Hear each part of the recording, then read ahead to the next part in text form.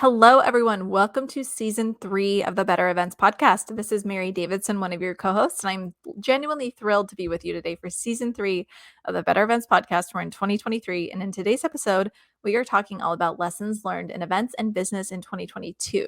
So, this is going to be a great episode to set us up for this year. So, we're excited to get ready to talk about that. But before we do have one call to action for you today in this new year. We have a survey that we'd love for you to take before the episode, after the episode, and the next week, just whenever works for you. But please take note of this. We have a link in the show notes. It could take up to 10 minutes, but if you're a fan of the show or you've been a fan for a while, this would be a really great way to give back. This survey helps us. It captures a lot of data, which is why it's pretty lengthy. So we're giving you a heads up about that. But it would be really helpful to learn, how you listen to the podcast, where you listen to it, what you like about it, what you dislike about it. And so please take some time if you're willing to fill out the survey. We will link it in the show notes. And with that, let's get into our episode for today. Welcome to the Better Events Podcast. Join two event strategists, Logan Clements and Mary Davidson, who believe we can all create, host, and attend better events. In this podcast, you will learn about event strategy and actions that you can use today as an event host, planner, or manager.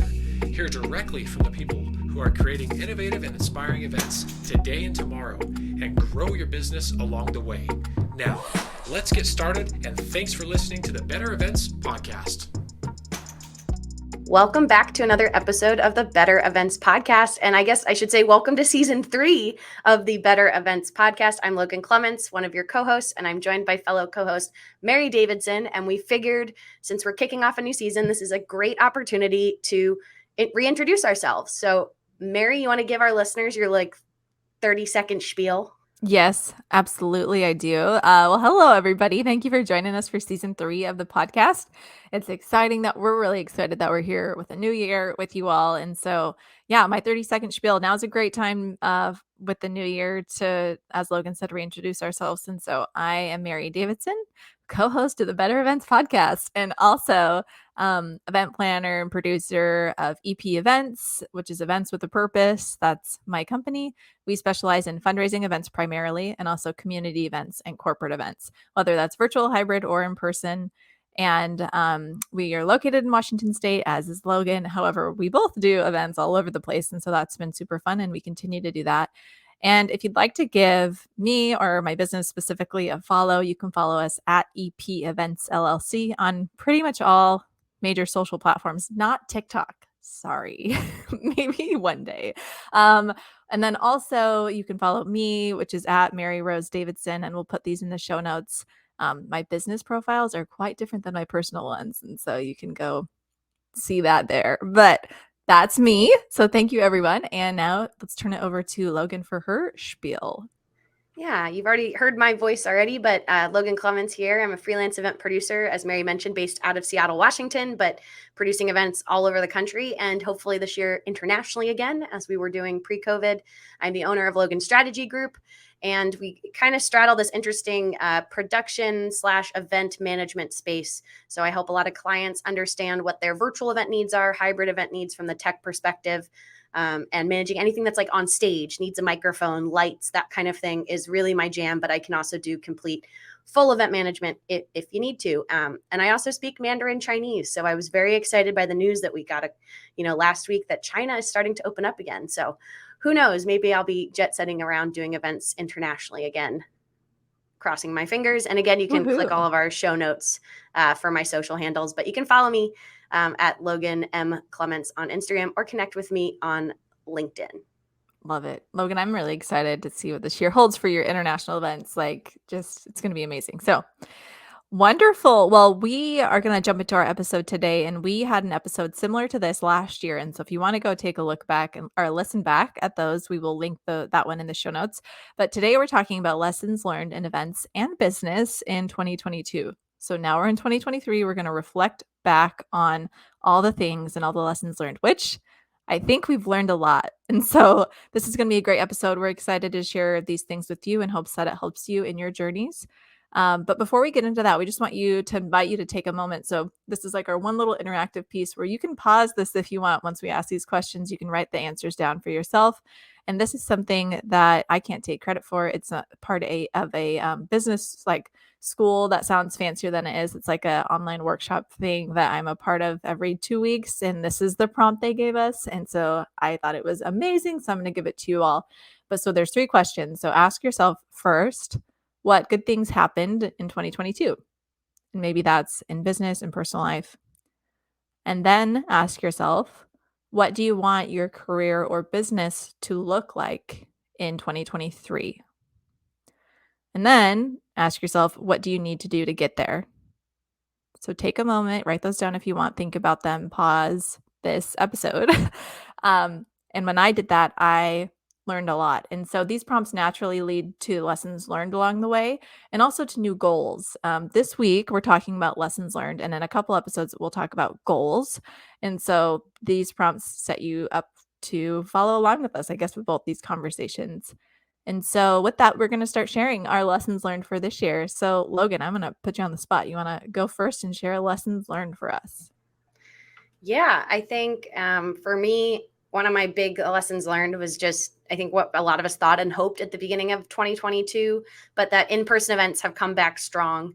And if anything, stronger than ever as an event professional. It was very exciting to get people back, in person, gathering again. For me specifically with sports, it was really fun to see fans in stands. I've been getting to work with the Seahawks this season here in Seattle, our NFL team. And so it's just been really fun to kind of feel that collective in-person energy. And, on the flip side of that, though, I also had that Zoom is still a huge factor in how we do events. I did a little bit of a audit of my events that I did this year, and over 50% of my events that I worked were virtual. And of those that were virtual, 75% of them use Zoom. So it is something that while live events and in-person things have come back, a lot of folks were using Zoom to bring in a hybrid speaker or a speaker who got sick, or they were using it to live stream out to their audience who was virtual and couldn't make it in person. And then I'm going to do a little bit of a plug here since it's a lesson learned. And if you're listening and you're like, Logan, I still don't know Zoom, we'll put it in the show notes. But I do have a Zoom producer masterclass that you can purchase the recording of, or you can attend live that I will be hosting in a week or two if you would like to learn how to produce events in Zoom, because it is something that I'm happy I know how to do, and I'm happy that other folks are learning how to do it, because I already am looking at my 2023 calendar and I have a lot of needs for folks who know Zoom. So that was one that in-person's here, but Zoom is still a strong contender in events. How about you, Mary? What was one of your lessons learned? I'm going to piggyback on what you said because we mind linked on this one. Just I wrote down that virtual simplicity is back. And I think it's what you've said and what we've talked about before, but it's to a place where what are our speakers familiar with, what are our attendees familiar with, and let's do that. Whereas before, I feel like it was way more like, what's different, how can we be innovative? And I think there's still obviously pieces of that or audiences that are still very interested in that, but it's just interesting to see these Zoom events continue. Yeah, and it just feels really different than it did like a year and a half ago in that sense. And so I would say that's a lesson learned for me as well. So mind link on that. And I'll share another one since that one was kind of similar. So um, in last year's episode, Logan, I think you shared that when you make proposals, you write down options for your clients so they can choose like the level that they want from you and your services. Well, I remember saying, wow, that's such a good idea. I'm going to try to do that. And I've done that this year. And some clients have even asked for it. Like, can you just give us different levels so we can see what that's going to look like? And I break it down into like full service of all the services I said I would provide you for this job. And then like a second option, which is like up to so many hours. Then a third option, which is like just day of. And then a fourth option that's like hourly and what that rate would be. And it's been awesome to be able to do that. And I think people really appreciate it. And so thank you, Logan. I learned that lesson from you. We love options. People like seeing a menu. It is a practice that I continue to do in my business today. And so I'm glad you found some benefit out of that, Mary. I think my next lesson learned was that done is better than perfect. And as event people, I feel like we are always chasing perfectionism, and it's something that you can rarely actually achieve in events. And so I'm always like a recovering perfectionist on things. But what I mean there is sometimes just doing it is better than waiting for the perfect moment or the perfect timing. I talked about that Zoom masterclass that I am offering both live and recorded. And that was something that in my head, I kept thinking about doing it. And I finally had a mentor who was like, just launch registration and see what happens. And that was something that brought a lot of joy during a very slow month for me business wise. And it was very fun to connect with folks. Same thing with like checking in with other event professionals, like just saying hi and not waiting for the perfect moment or excuse to reach out to them has led to a lot of business for me last year, and just joy in terms of keeping in touch with people. And I've had that verbalized back to me that folks appreciate when I reach out to them. So again, just waiting for the right moment versus just doing it. And then I would even say that with this podcast, Mary, we had a lot of, done is better than perfect, where we do our batching of our episodes. And sometimes some of our most popular episodes are ones that you and I just kind of came up with in terms of top of mind. Hey, this is what I'm thinking about today. Let's record. And so just seeing that kind of stuff really pays off in the long run. So if there's any project you've had on your mind for the last year or two, or some new idea, just know sometimes done is better than waiting for the perfect moment.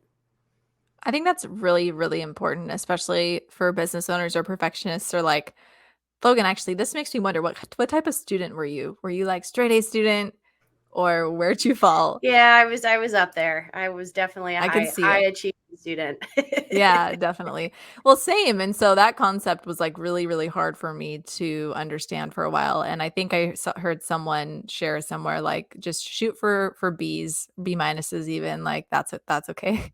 And I'm like, wow, like in life, obviously, like so post school, and it's it's hard to do that. I will say, but I think it's important. So I agree with what you said. Also, I did want to double shout out your Zoom masterclass. I meant to do that right after you said it in this episode. You all should go check it out because I did take it and it was awesome. And I have known Zoom, but it was really helpful for me to keep up on those skills, especially because it's hard to understand the updates and the things that just are like continually being developed. And so that masterclass was really helpful. So there's my review. You should check it out. Thank you, Mary. Yes, absolutely. And then so my next lesson learned is to try new things, to learn what you're good at and what you enjoy. So that could be in life, but in events specifically, I had the opportunity to try a couple of different roles or just different things that I hadn't done before. And that was cool. And then I think on the flip side of that scenario as well, like learning new components of events only makes you a better event professional, because then you really understand all these pieces, and can better interact with those people providing those services. And so I would say that was a lesson that I learned this year as well. We love a well-rounded event professional. There's a lot of folks out there I know who specialize in certain things. And even Mary, you and I probably over the evolution of this podcast have even specialized more in what kind of events we love and roles we love. But there is always something to learn from getting to try something different, even if it's just learning that's not what you want to do, which I think rolls into my next lesson learned, which again, a lot of these we've mentioned on the pod before. But for me, a lesson learned from this year was understanding the right roles for me and making sure that I ask more questions about different roles. And especially when I'm doing subcontracting work, so I'm not working directly with the client during my proposal onboarding phase. I discovered this year that producer can mean a lot of different things in terms of what I assume a producer does and what maybe my client or the agency I'm working with assumes it means. And so that was something that was really important for me, that I think when I started the year, and definitely when I started my business, I think I thought others really they had the same thought process as me, or we'd all be on the same page just because, we've had a call. And now I'm learning I just need to ask those questions, and you're not being needy. You're not going to come off as unintelligent or unprepared, but like just asking all of the questions. And the number of times now I've had folks being like, thank you for asking me to define that term, or, do we have work hours? Or Mary, as you know, the time-based versus task-based roles, meaning do you need me online from 9 to 5 every day? Or do you need me just to get XYZ done by Friday? Those both are, as an event professional, those are very different asks from you and very different needs in terms of how you balance multiple projects at once. So that's something that 2016, when I first started my business, I probably would have told you I do all events. I love all events. And I think each year, including this year, I've really been able to niche down a little bit more, not so much niche into the events, but niche into the role at a bunch of different events that I enjoy on that, again, straddling that production tech kind of side of things. I think that's great. Like what a thing to learn. So very cool. Thank you for sharing that one. Another one that I have is that, and this was, maybe I should have led with this one because this is like my biggest one for sure this year, is I have learned my capacity for the quality of work, if that makes sense. Like, there's, for my business, there's a certain level of like efficiency and effectiveness and quality that I want to provide. That's important for me to provide. But I found this year that because of overcommitting and capacity that that started to slack. And so that was like a very important lesson learned. I'm really glad that I learned it. Things still worked out okay, thank goodness, but it was very much like a red flag for me. I'm like, okay, that's what too much looks like. And how are we not going to do that again? Or how can we be more efficient? Just all the things. And so learning capacity and how that can affect quality was really, really important for me this year. For my next one was talking about burnout, and we've talked about managing event stress here on the podcast before, but something that I had at the end of last year, of end of 2021, I was really burnt out.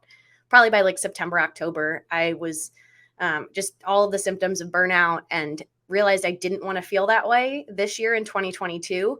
And I will say, I'm happy to say I did a lot better job where I don't think I achieved, I hit burnout at all this year, which is amazing. I managed it better with mini vacations, and had to bookend some of my long sporting events that are 3 weeks long. I need to take, some extra time off after those. And I did a good job about that. But another thing now that teasing a little bit, talking about our goals, but just figuring out financially how to plan for that. So one of the positives of my burnout year was I was set up very well financially because I'd worked so much.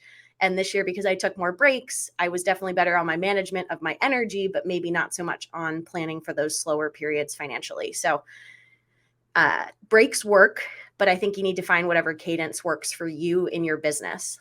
Yeah, absolutely. Wow, that's a great one too. So lots of lessons learned, and I really hope if you're listening to this, you can learn through us because some of them were hard to learn, but to each their own. So my next one is that it's okay to ask for help. That's something that I learned this year, which is kind of like a duh maybe sometimes, but along with asking for help, I learned the types of qualities that I prefer to work with as well. So because I asked for help, I've worked with different people and more people, and it's given me opportunities to see who I want to work with, which is actually really awesome. And I've enjoyed working with people this year. But like on the flip side, the reason that I've had to ask for help is because I've learned that I suck at time management. And so that's like a double learning in one, perhaps, but all in all, I think it's good to ask for help when we need it and have the partners and people there so that we can turn to folks because it's hard sometimes to be a business owner, especially if you're a solopreneur. And so it's nice to have people to ask for help. Mary, that dovetails so nicely into my final lesson learned from 2022 that I wanted to mention.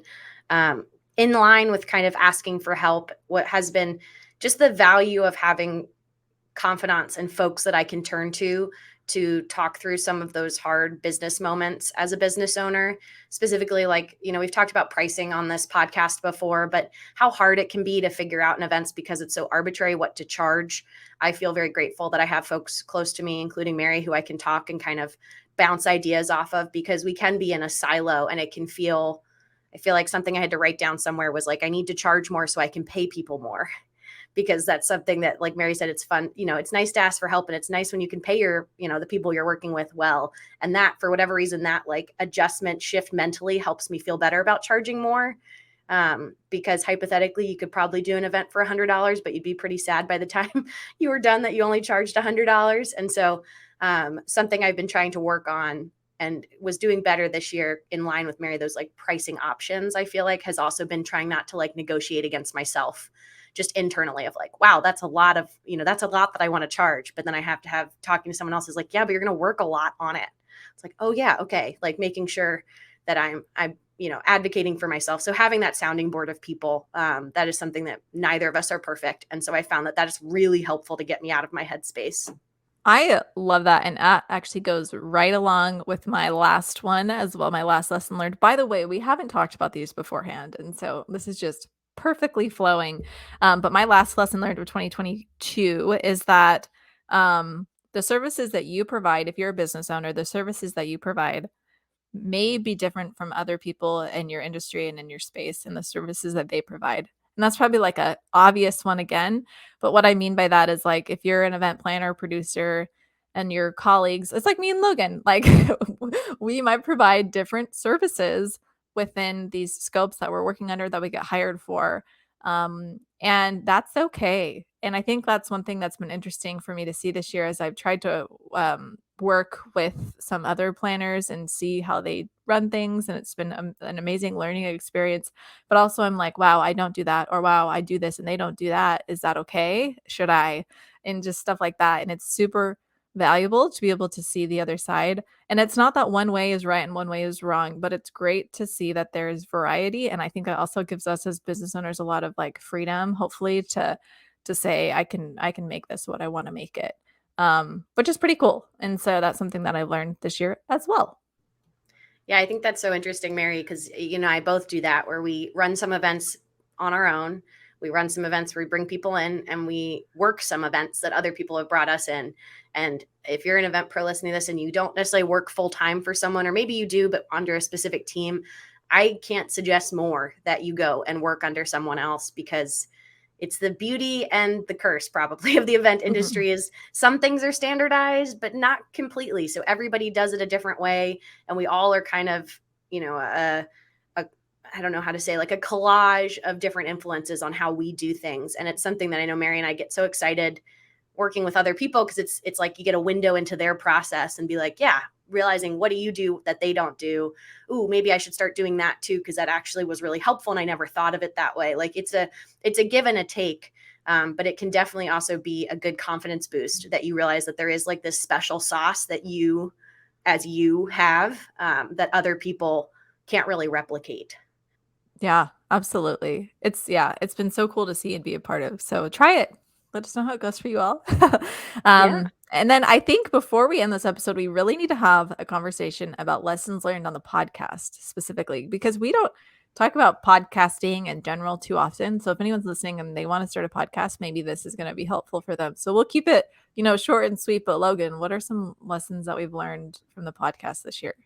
Yeah, I feel like we know that batching works for us. Like it's Mhm. like the, sitting down and doing several episodes at once. Listeners, we're letting you behind the curtain, but as event professionals, this is something that we're doing as a creative outlet, not necessarily as our business. Maybe one day it will be that, but that has been super helpful. But then also giving ourselves flexibility, which like even this episode is a product of that, where we had planned to sit down a week ago and do this, and it was just like we did too many other things that day. It was like, all right, let's find a new time to figure that out. So I think batching, but having that flexibility in there if you want to, you're feeling really productive that day and want to bang out a bunch of episodes or a bunch of whatever creative product you're doing, or having the ability to kind of shift, and move it around. Because that is something I feel like I've always learned is my creativity isn't always there. It's not, it doesn't disappear, but there's just days where it's easier to do something like this and record a podcast episode. And there's other days where it feels like it would be pulling teeth. Mhm. Yeah, definitely. It's interesting because I think like one of the main lessons learned also that we've seen is consistency being important for podcasting, and this could apply to a lot of things, but consistency has been amazing, and I would probably say that that is true for most like marketing and social outlets and things like that, but with the podcast, with the weekly releases, that has been awesome. And I think we've really seen that build because of the consistency of the podcast episodes. It's like from like an analytic perspective. So thank you for listening. But it's also awesome to see the analytics that correlate with that, I guess. And so that's another lesson learned that I have. And this year we've had the opportunity to join the Hospitality FM network. And so that has also been cool to see more stats, but I don't want to like overtalk. So Logan, maybe you can share a lesson learned about stats and I don't know, just being able to capture data. Yeah, I think we shifted our platform, our hosting when we joined Hospitality FM. So now we're using a platform called Megaphone. Before we were hosted on Anchor. Both are Spotify products, but I think one of the interesting fun facts was we have much better analytics from this new platform from Megaphone in terms of understanding who's listening to what episodes, and just like total downloads and things like that are really helpful. I feel like as a podcast to one feel validating for you and I, Mary, that we're out here talking to people, But also, I think as we figure out how to grow and partner with folks and just, turn this, really understand kind of what of a community that we're building here, it's very validating to have that. So I think just understanding what's the best, if you're thinking about a podcast, Anchor was a great free place to start. Megaphone, I can't remember, Mary, is Megaphone, I think, might have a charge Yeah, it does. to the It's host. paid. Yeah. Yeah. So that is like a next tier up that our network is in charge of, and they have that partnership with Megaphone, so we don't have to manage that, which is nice. But um, back to, I think, what we talked about either earlier, done is better than perfect. I do think Anchor was the right fit right when we first started, when we were just trying to figure out how to produce a podcast and distribute it out there. Yeah, absolutely. And as we look back at 2022, we'll share some quick stats with you too, because it's just interesting to see. We want the goal, one of the main goals of this is to provide a community for the podcast. And we'll talk more about goals, like we've said in the coming episodes. But since June of 2022, we've had almost 10,000 downloads. We're just short. We're at 9.7 thousand downloads, which is exciting. So that's like, the last 6 months. And then also in the last 6 months, we've had 4,551 listeners, like people, which is also awesome. So you are not alone. Thank you for listening to this podcast. But also what that means is we like truly, really appreciate each one of you, which sounds like so cheesy probably, but that is just a number to us. What we really feel is like when we get those emails from you and you tell us how this helps you and things like that, that's what really I think keeps us going, less than like the bulk number. But it's cool to see that there is a community, and we hope to do a lot with that this coming year. So thank you, everybody. Yeah, and I feel like I love the random mentions of the podcast that come up with folks that we either run into in person or in meetings here in the event world, specifically in Washington, but also some of my clients elsewhere. It is always fun when when someone mentions like, "Oh yeah, I listened to your episode the other day," or "Oh yeah, I think you said something like that on the podcast." I know that always makes me feel nice. My heart feels all warm and tingly inside. So if you do see Mary and I out and about in the event world, don't be afraid to say hi, or if you mention again something from the podcast, it definitely makes it all, this creative outlet and community we're creating, feel really worth it. I think our last lesson, Mary, for the podcast, or at least for me from my end, has been, I feel like that when we started this podcast, we kind of knew what it wanted to be. And yet we also created, like, there's space for it to grow and evolve. And I think in my head, one of the things I assumed coming in was that a lot of folks would really want to listen to our guests and the people that we brought on to the podcast. And it's been very fascinating to see some of the episodes that really have played well or been popular with folks have been the episodes of you and I, which is really fun. And if you go back and listen, we've definitely evolved as podcasters, even like you and I, and how we have our conversations. If you go back and listen to like season 1 episodes, I think it's so interesting. But that is something that I've loved. And I know we've kind of shifted some of our content planning around that trend.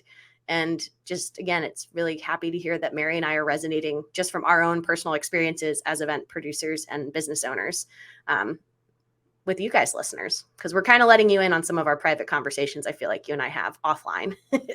Yeah, definitely behind the curtain, like you said. So it's been a journey. It's been a wonderful year, and so we're looking forward to this year.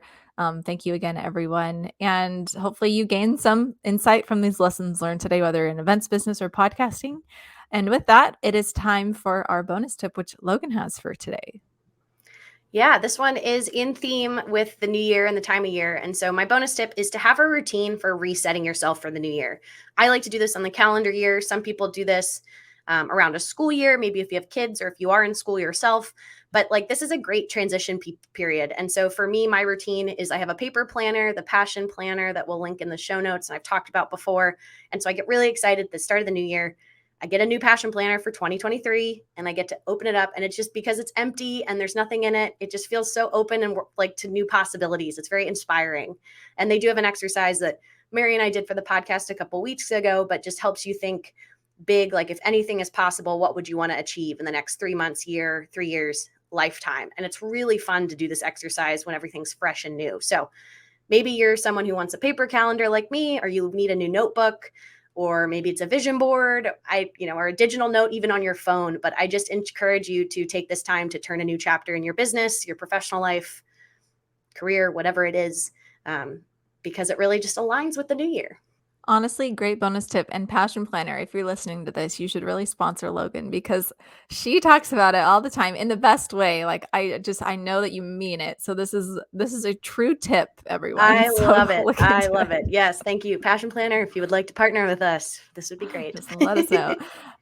But yes, that's awesome. So thank you for the bonus tip. And thank you everyone for listening again to today's episode. As a friendly reminder, we invite you to go ahead and take the survey that's in the show notes. The survey is a really wonderful way to give back to the podcast if you've been listening to a while and like to support it. The survey is something that will be very helpful for us. So thank you for that. And then if you'd like to follow us and find us elsewhere, we're on Instagram, Facebook, Twitter, and LinkedIn at Better Events Pod. You can also email us at bettereventspod@gmail.com. And thank you so much for listening again to an episode of the Better Events Podcast. And we will see you again next week.